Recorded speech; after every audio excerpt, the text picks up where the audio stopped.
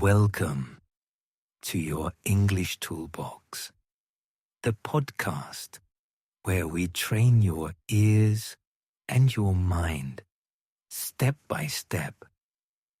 I am Peter, and today we are going to do something very powerful. We are going to practice shadowing with 100 sentences of wisdom from Mark Manson. I recommend you to listen to our previous episode where we deeply explain the content of this interesting book, The Subtle Art of Not Giving a Fuck. After being aware of the content, today's episode is a good way to practice shadowing English, improving your listening and understanding, and at the same time, going back to the powerful teachings of the book. I will read 100 sentences divided into 5 blocks. Your job is to listen and then repeat exactly what I say during the silence.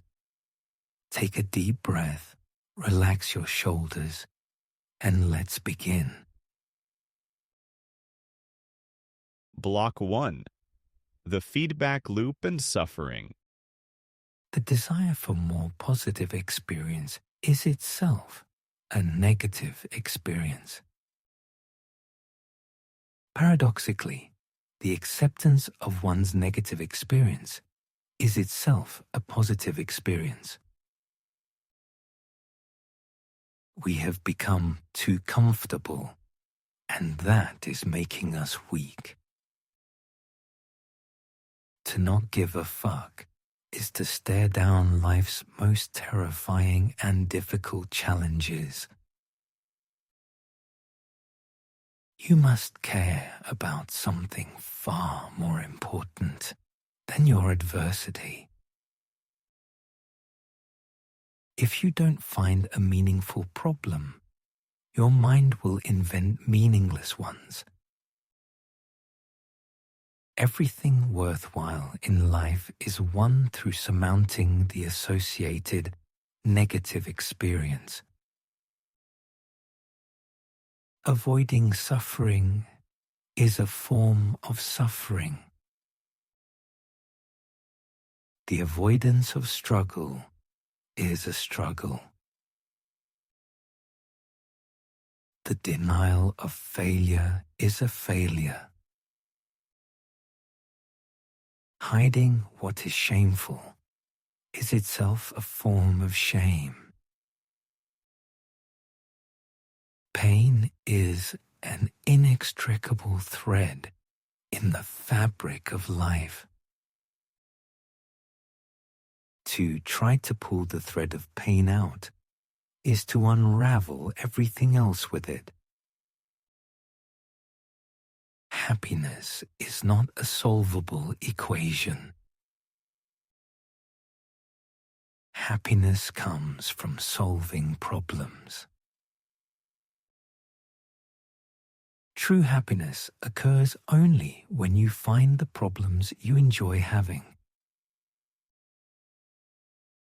Don't ask yourself what you want to enjoy. Ask yourself what pain you want to sustain. Who you are is defined by what you are willing to struggle for. This is the most simple and basic component of life. Reflection 1.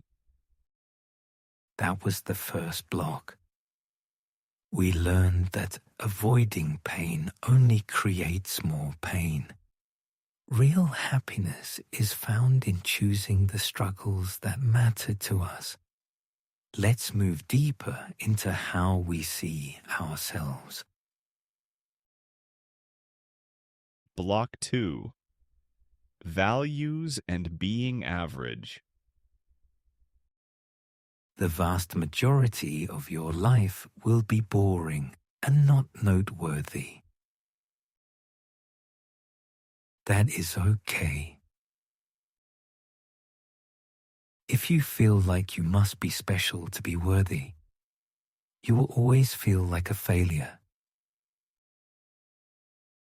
The ticket to emotional health involves accepting the bland and mundane truths of life. Once you accept your life is mundane, you are free to accomplish what you truly wish. Self-awareness is like an onion. There are multiple layers to it, and the more you peel them back, the more you cry.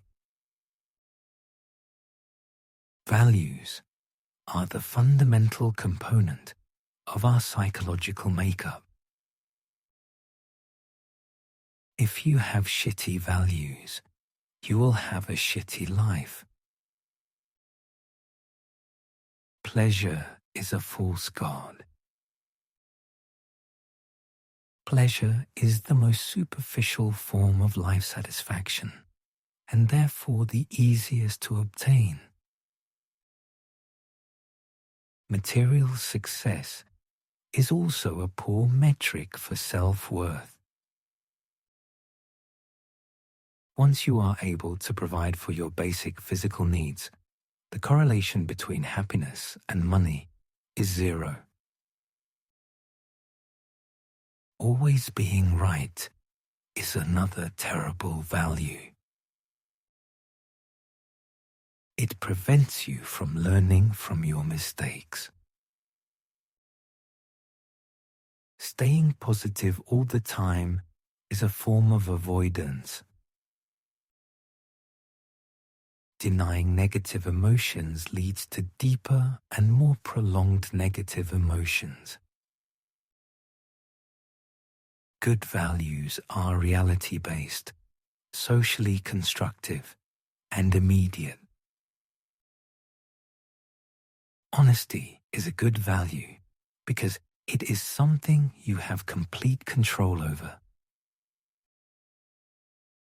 Popularity is a bad value because it is out of your control.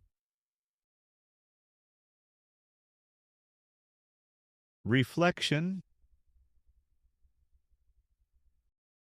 In this block, we confronted the idea of being special. Accepting that we are average at most things liberates us from the pressure to be perfect. We also learn to choose values that we can control, like honesty and humility. Now, let's talk about responsibility.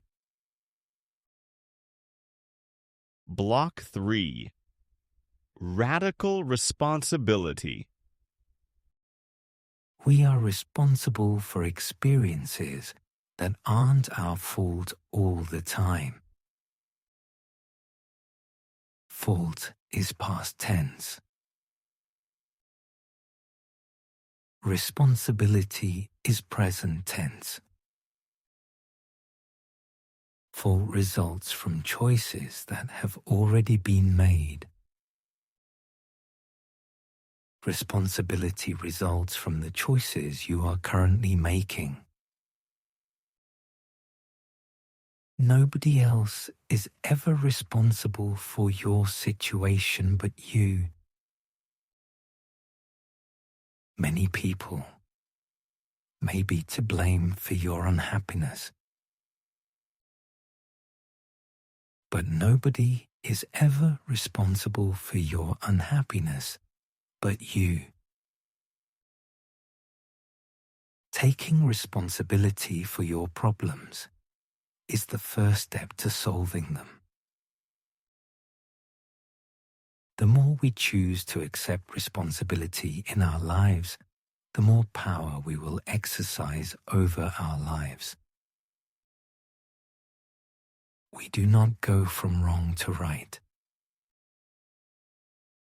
We go from wrong to slightly less wrong.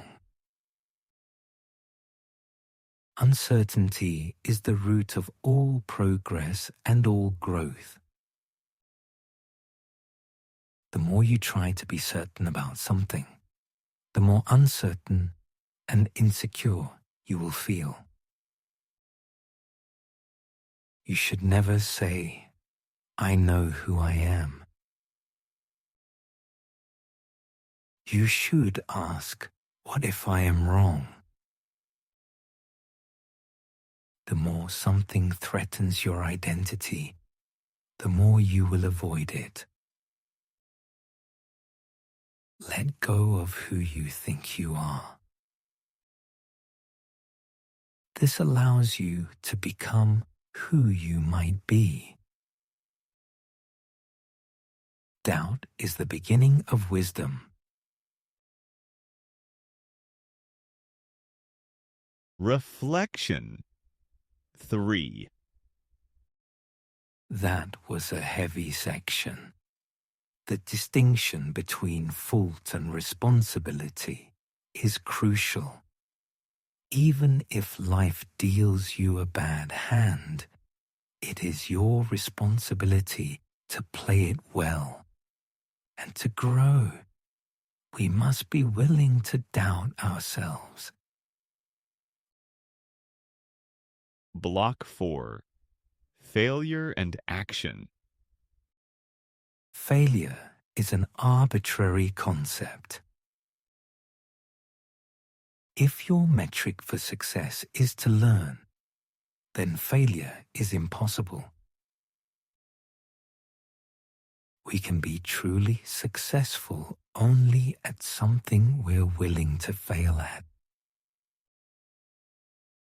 If you are unwilling to fail, then you are unwilling to succeed. Pain is part of the process. Just as physical pain strengthens bone and muscle, emotional pain strengthens your mind. Life is about not knowing and then doing something anyway. Do not just sit there. Do something. Action isn't just the effect of motivation. It's also the cause of it. Motivation is an endless loop. Action leads to inspiration, which leads to motivation. If you lack the motivation to make an important change in your life, do something. Anything. Then harness the reaction to that action as a way to begin motivating yourself. The do something principle creates its own momentum. You are your own source of inspiration.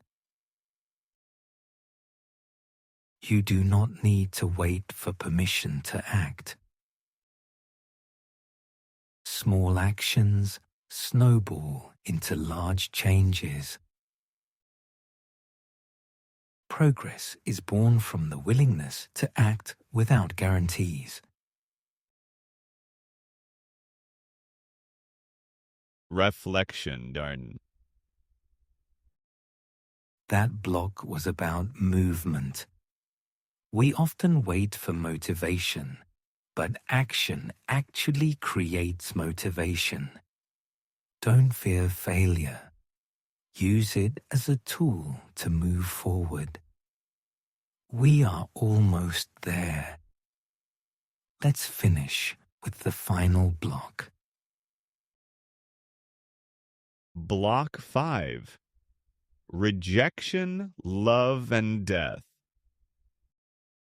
Freedom is not the absence of commitment. Freedom is the ability to choose what to commit to. You cannot value everything. to value something, you must reject what is not that thing. Rejection is an inherent and necessary part of maintaining our values. Honesty is a natural human craving. But you cannot have honesty without the possibility of rejection. Entitlement is the belief that you deserve a different set of rules than everyone else. Healthy love is based on two people with their own values and their own responsibilities. Unhealthy love is based on two people trying to escape their problems through their emotions for each other. Commitment gives you freedom because you're no longer distracted by the unimportant. Breadth of experience is necessary when you're young. But depth is where the gold is buried. Death is the light by which the shadow of all of life's meaning is measured. Without death, everything would feel inconsequential. You are going to die, and that is a good thing. It creates a sense of urgency to get your priorities straight. Our projects are our way of feeling immortal. But you are not the center of the universe. Once you become comfortable with the fact of your own death, you are finally free to live. Reflection 5. We have completed the 100 sentences. We ended with the reminder that commitment gives us depth, and death gives us focus. By rejecting the trivial, we make space for the essential. Conclusion. Thank you for joining me in this intense shadowing session. Repeating these sentences helps your brain internalize the grammar, the rhythm, and the philosophy of English. Now, I have an important request for you. If you enjoyed this episode, please write a small comment before you go. Your comments show the platforms that our community is real, active, and growing. This support is crucial for us to continue creating new episodes every week. Tell me which sentence resonated with you the most. Do you want to be part of our slow English community? We need your comments because your voice is more important than mine. Your voice and comments will show us the right path. Thank you for listening. I am Peter, and I will see you in the next episode.